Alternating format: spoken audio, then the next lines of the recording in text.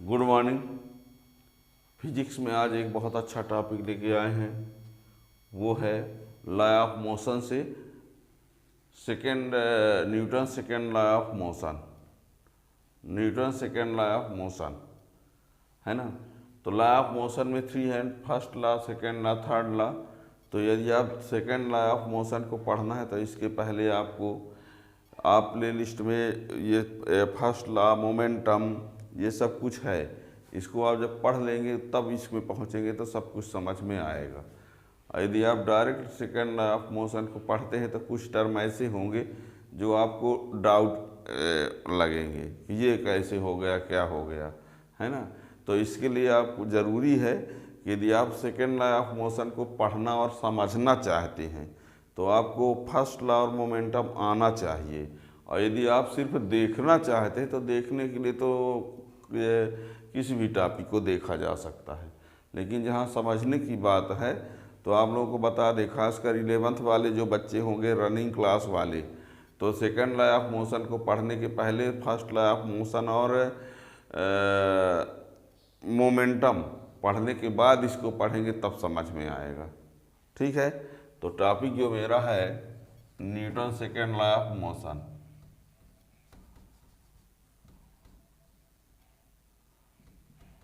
Newton second law of motion बहुत ही important topic है, Newton second law of motion. इसमें होता क्या है, जैसे मान लीजिए किसी बॉडी में फोर्स अप्लाई करते हैं, किसी बॉडी में जब फोर्स अप्लाई करेंगे तो उसकी वेलोसिटी चेंज होगी, मोमेंटम भी चेंज होगा। जब किसी बॉडी में फोर्स अप्लाई करेंगे तो उसकी वेलोसिटी में चेंजिंग होगी, और वेलोसिटी पर डिपेंड होता है मोमेंटम, तो उसके मोमेंटम में भी चेंजिंग होगी। क्या कहा, जब किसी बॉडी में फोर्स अप्लाई करेंगे तो फोर्स अप्लाई करने पर उस बॉडी के मोमेंटम में भी चेंजिंग होगी। तो रेट ऑफ चेंज ऑफ जो मोमेंटम होगा वो फोर्स का डायरेक्टली प्रोपोर्शनल होगा। फोर्स अप्लाई करने पर मोमेंटम में चेंजिंग होगी, तो मोमेंटम में ज़्यादा चेंजिंग होगी यदि फोर्स ज़्यादा अप्लाई करेंगे, और फोर्स मोमेंटम में चेंजिंग कम होगी यदि कम फोर्स अप्लाई करेंगे। ठीक है ना। तो चेंज ऑफ मोमेंटम और फोर्स एक दूसरे से क्या होते हैं, डायरेक्टली प्रोपोर्शनल होते हैं। क्या कहा हमने, फोर्स अप्लाई करने पर मोमेंटम चेंज होगा, फोर्स अप्लाई करने पर मोमेंटम चेंज होगा। ज़्यादा फोर्स ज़्यादा मोमेंटम में चेंजिंग, कम फोर्स मोमेंटम में कम चेंजिंग। यानी चेंज ऑफ मोमेंटम जो होता है फोर्स का डायरेक्टली प्रोपोर्शनल होता है।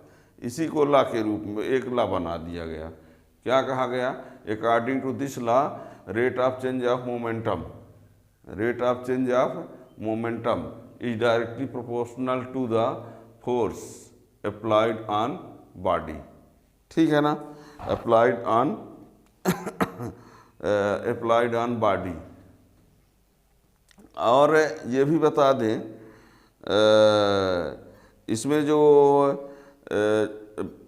चेंज मोमेंटम की चेंज की डायरेक्शन होती है, change of moment, direction of change of momentum is in direction applied force. जिस डायरेक्शन में फोर्स अप्लाई किया होगा उसी डायरेक्शन में मोमेंटम चेंजिंग की डायरेक्शन भी होगी। ठीक है ना। Change in momentum is in direction along direction of force applied on the body. ठीक है ना। तो न्यूटन सेकेंड लॉ में क्या कहा हमने, rate of change of momentum of an object, rate of change of momentum of an object is directly proportional to the force applied on it, and direction of change in momentum is in direction along the direction of force।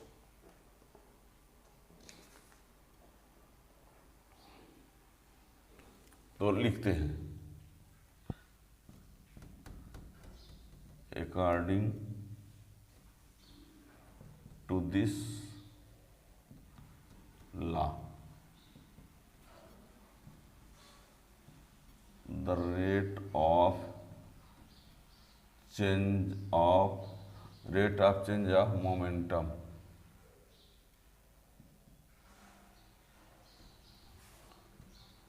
of an object is directly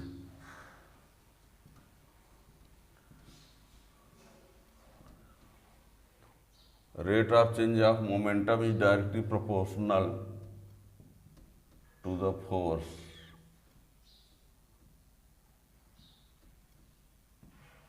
applied on it, and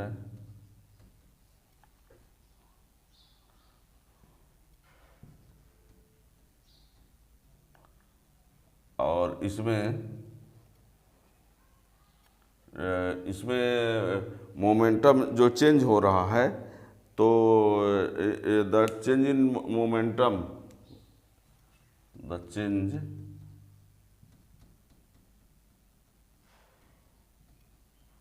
in momentum in direction,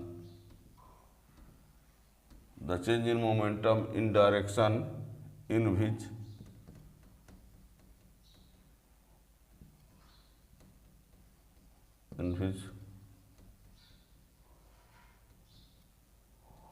force is applied.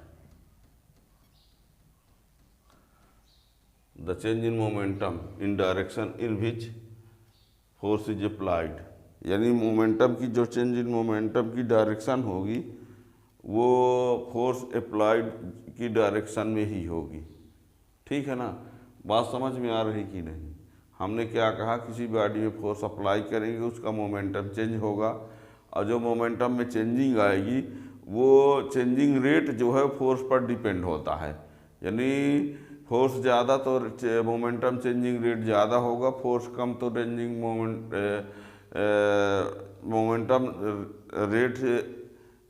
Momentum rate जो है वो ज़्यादा, force ज़्यादा होने पर कम होने पर। तो उसी को इस प्रकार लिख दिया गया, the rate of change of momentum of an object is directly proportional to the force applied on it, and the change in momentum is in direction, change in momentum is in direction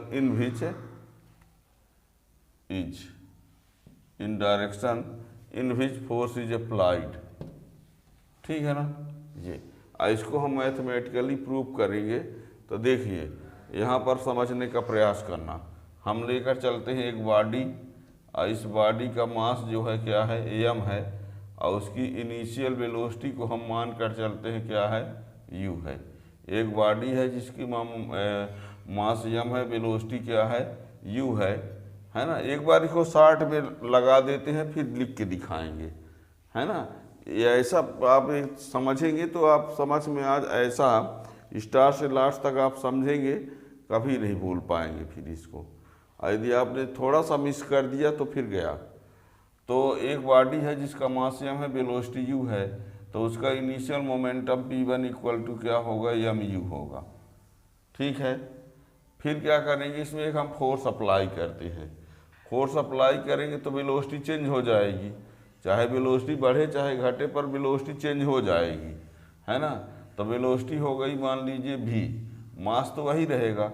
mass change कब होता है, जब किसी की velocity light की speed से ज़्यादा हो जाए, और लाइट की स्पीड से ज़्यादा किसी की स्पीड होती नहीं है, तो ये तो पास हो नहीं कह सकते, वेलोसिटी v हो गई, तो बाद का मोमेंटम क्या हो गया, mv हो गया। अब चेंज इन मोमेंटम की बात करें तो p2 minus p1 equal to mv minus mu, m common कर दें तो v माइनस u, और ये फाइनल वेलोसिटी माइनस इनिशियल है, तो इसको चेंज इन वेलोसिटी बोल सकते हैं।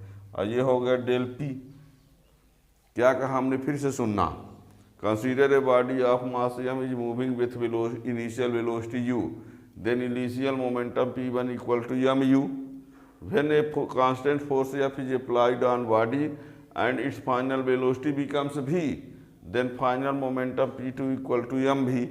फिर चेंज इन मोमेंटम, सॉरी यहाँ p2 माइनस p1 है, तो p2 माइनस p1, तो mv minus mu, m common का v माइनस डेल v हो गया। ठीक है ना। अब क्या करेंगे, यहाँ पर ये चेंज इन मोमेंटम है, rate of change of momentum करना होगा तो अपन डेल टी कर देते हैं यहाँ पर, लीजिए। तो ये हो गया del P upon del T equal to ये एम और ये del V upon del T acceleration होता है। ठीक है, अब होता क्या है, ये कहा गया इसके according F proportional del P upon del T. तो F proportional del P upon del T के बदले क्या लिख दिया जाए, एम ए। प्रोपोर्शनल हटाएंगे तो ये के M A.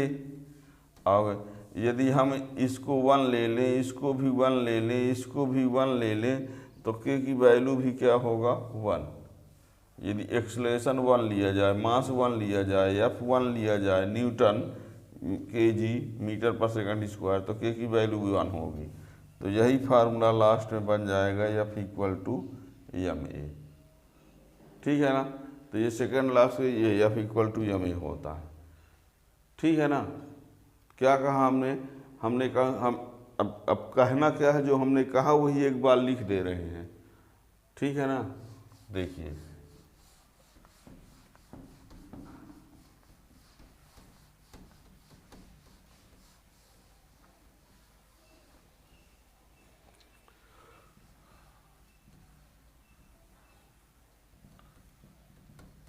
consider a body of mass m is moving with initial velocity u. Consider a body of mass m is moving with initial velocity u. Then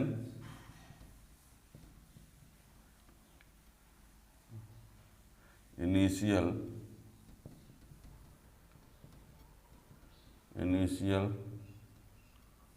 momentum p1 equal to m1 u1 when a constant force F is applied on body. When a constant force F is applied on a body, then its final velocity becomes v. When a constant force F is applied on body, then its final velocity becomes v. Therefore, final momentum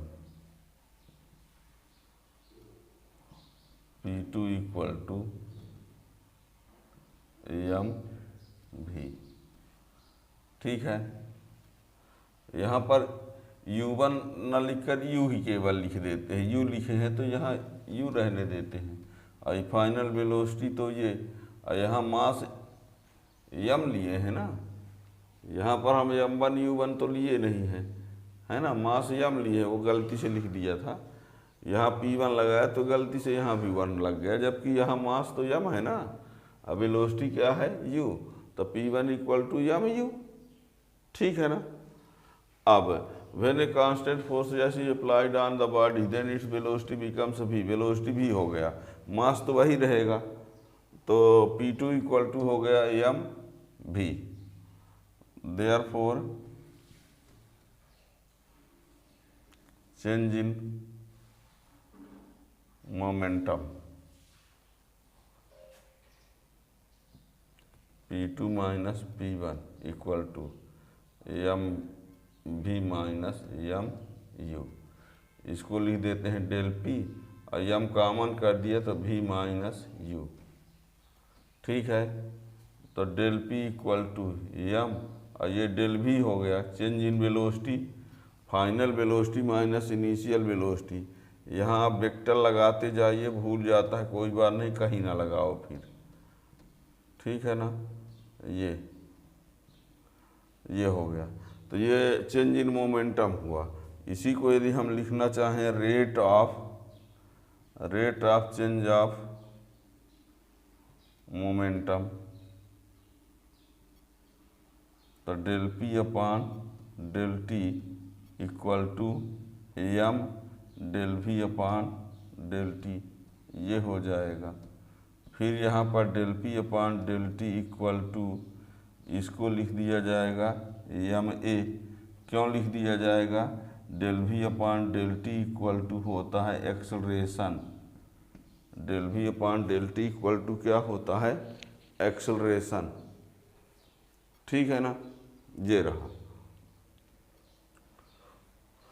इतने में कोई दिक्कत नहीं है। हमने एक body लिया जिसका मास m है, वेलोसिटी u है, तो मोमेंटम इक्वल टू होगा mass into velocity.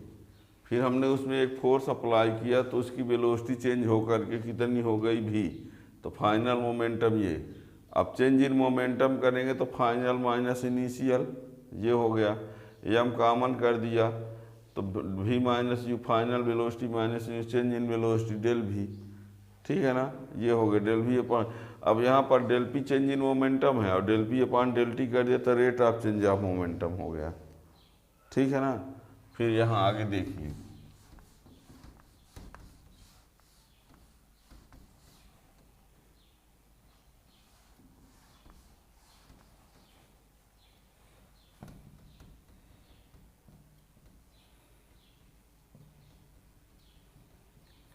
Second law of motion क्या है यहाँ पर? Force is directly proportional to rate of change of momentum. तो F proportional del P upon del T. F proportional, इसकी जगह क्या लिख दें? M A.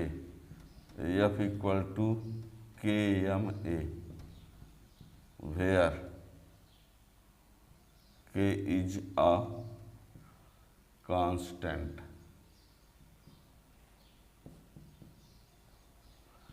If A equal to 1 metre per second square, M equal to 1 kg, F equal to 1 newton, then K equal to 1 होगा। यदि ए की value 1 हो, M की वैल्यू ये हो, एफ ये हो, तो K equal to 1। Therefore from equation second F equal to M A. ये है न्यूटन सेकेंड लॉ। ठीक है ना, ये Newton second law of motion है। ठीक, ये फार्मूला कब फॉलो नहीं होगा? आपसे यदि ये कही जाए कि Newton second law of motion F equal to M A, कब नहीं होगा? तो ये तब नहीं होगा जब बॉडी फोर्स अप्लाई करने पर बॉडी की वेलोसिटी लाइट की स्पीड से ज़्यादा हो जाए। और लाइट की स्पीड से ज़्यादा किसी की होती नहीं है वैसे भी, है ना, यानी ये हर परिस्थिति में लगेगा। पर यदि पूछा ही जाए कि कब नहीं लागू होगा, तो F equal to M A तब नहीं होगा जब बॉडी की वेलोसिटी जो है लाइट की स्पीड से ज़्यादा हो। ठीक है ना, ये। अब यहाँ पर देखिए, यहाँ से हम कुछ बातें और बताएंगे। अब वो क्या क्या है देखिएगा। यदि यहाँ पर हम क्या कर दें, if F equal to F X I cap plus F Y J cap plus F Z K cap and vector A equal to A X I cap plus A Y J cap A Z K cap है, तो इसके जगह ये लिख देंगे, इसके जगह ये लिख देंगे। देयरफॉर इसी को एफ एक्स लिखा जाएगा, तो ये हो जाएगा एम एक्स।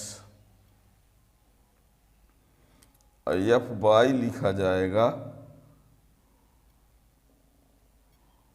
यानी एफ एक्स लिखा, एफ वाई लिखा जाएगा तो एम ए वाई। और यदि एफ जेड लिखा जाएगा तो एम ए जेड। ठीक है, ये ये एक्स डायरेक्शन के लिए है, वाई डायरेक्शन जेड के लिए, तो ये भी याद रखिएगा। ठीक है। अब यहाँ पर देखिए कुछ बातें और हैं, इसमें कन्फर्म कर दें। वो क्या है, जो आपने F = ma पढ़ा, यहाँ पर देखिए if a is constant then F proportional m होगा। If m is constant then F proportional a होगा। If F is constant then, जब यही कांस्टेंट हो जाएगा तो m प्रोपोर्शनल 1/a या कि a प्रोपोर्शनल 1/m। ठीक है। यदि ये एक कांस्टेंट है तो या फिर डायरेक्टली प्रोपोर्शनल m, ये कांस्टेंट हो गया, और यदि ये कांस्टेंट हो गया तो यह प्रोपोर्शनल ये हो जाएगा, और यदि यही कांस्टेंट हो गया तो ये इसको इधर भेजेंगे तो नीचे आ जाएगा, तो m प्रोपोर्शनल 1/a या m proportional a proportional 1/m। ठीक है। तो ये Newton second law of motion है। ठीक है। इस अब आपकी समझ में आ ही गए हो गए, चैनल समझ में आ गए तो चैनल को सब्सक्राइब कर लें और दूसरे को शेयर भी कर सकते हैं, और इसमें ताकि आने वाले अन्य वीडियो का नोटिफिकेशन मिलता रहे। ठीक है।